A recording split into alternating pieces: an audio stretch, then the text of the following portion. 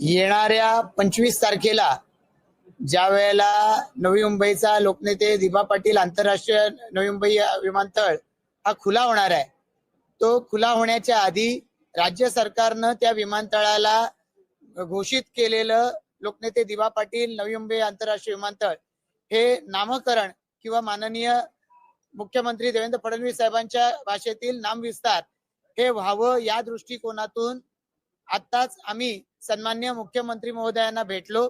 सन्माननीय मुख्यमंत्री महोदयांना आम्ही मागणी केली की विमानतळाचं पहिलं उड्डाण त्या विमानतळावरून होण्याच्या आधी या विमानतळाचं हे नामकरण झालं पाहिजे।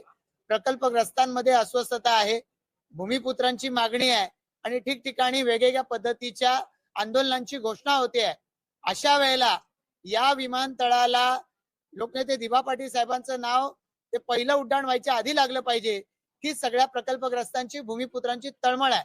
आणि म्हणूनच आज या ठिकाणी सन्माननीय गणेश नाईक साहेब यांच्या नेतृत्वाखाली आम्ही त्यांना या ठिकाणी भेटलो। या ठिकाणी लोकनेते दिबा पाटील साहेब यांचे चिरंजीव अतुल पाटीलजी उपस्थित आहेत, या ठिकाणी माजी खासदार संजीव नाईकजी उपस्थित आहेत, आमदार कथोरे साहेब, आमदार महेश बालदीजी या ठिकाणी उपस्थित आहेत। आम्ही सदस्य मंडळी या सगळ्या आंदोलनांमध्ये ज्यांनी भाग घेतलाय सारी मंडळी उपस्थित आहोत।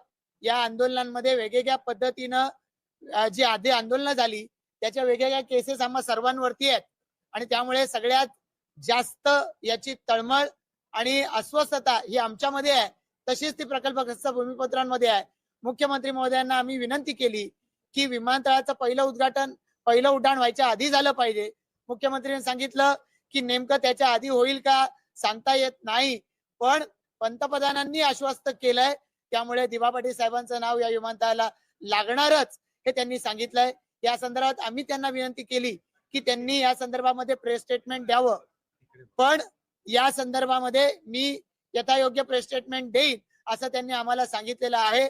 त्यामुळे लवकरच माननीय मुख्यमंत्री महोदय या संदर्भामधलं स्टेटमेंट देतील आणि या संदर्भामध्ये प्रकल्पग्रस्त भूमिपुत्र यांच्यामध्ये जी संदिग्धता आहे ती मिटेल अशी आम्हाला अपेक्षा आहे।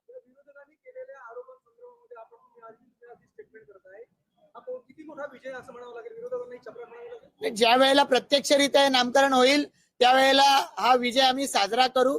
खरं तर प्रकल्पग्रस्त भूमिपुत्र ज्यांनी आंदोलनात भाग घेतला त्यांना या संदर्भामध्ये जाब विचारण्याचा अधिकार आहे, पण ज्यांनी दिबा पाटील साहेबांचं नावही घेतलं नव्हतं, कावीळ होती त्यावेळेला साहेबांच्या नावाची आणि उलट सन्मान्य हिंदू हृदय सम्राट बाळासाहेब ठाकरे यांचं नाव दिलं जावं याच्या पुढे ते शब्दही काढत नव्हते, त्यांना तर आम्हाला कुठलाही प्रश्न विचारण्याचा अधिकारच नाही।